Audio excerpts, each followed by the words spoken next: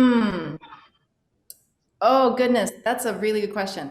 My choice materials is both serendipitous but also intentional. And so what I mean by that is I have some very specific concepts that I gravitate towards and that I really continue to push to find.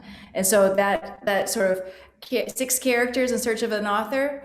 I don't know if that play rings a bell. And so thinking about I have some ideas and I'm looking for the right material, but I'm not necessarily like picking those materials. And then on the other side, because I feel like since I'm open to them, when the material then shows up at my doorstep or I find it, all of a sudden I recognize this has an opportunity. And so it's a little bit maybe primed, but at the same time, I'm not searching like, oh, I should look for a piano roll.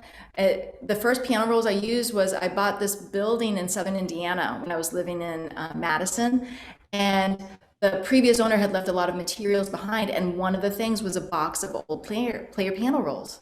Uh, and this was after I was already working in CDs and just thinking about the idea that that was on the ancestry like chain of a CD, an early recording that now I can't access, like a scratch CD. This is essentially a scratch CD. It's like a torn piano roll that I can't hear. And so I didn't know I wanted to use a piano roll, but I knew when I saw it that it had potential.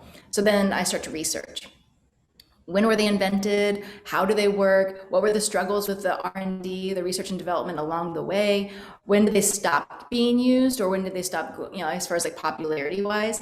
And so how does it even work? Like, what's the function of a player piano to be able to make these holes in paper, record sound and play it again? So it's more anticipating that there's something I want to find and then doing the work to find out if that's really the right material. Same thing happened with the CDs. With the CDs, it was an accident in a way. I was working on making this sculpture out of plastic bottles.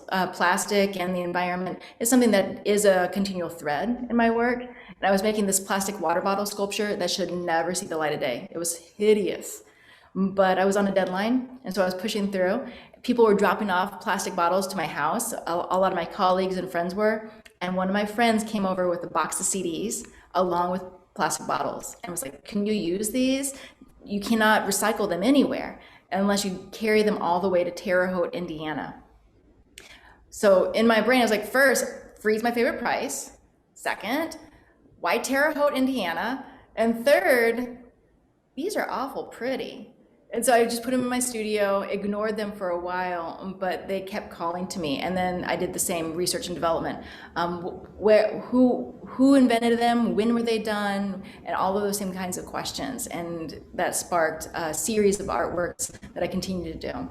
I continue to collect CDs and DVDs. And so if perchance you ever have any that you don't want anymore, that have found the end of their need, or they're so scratched because you've loved them so much, I would be glad to put them in my next sculpture.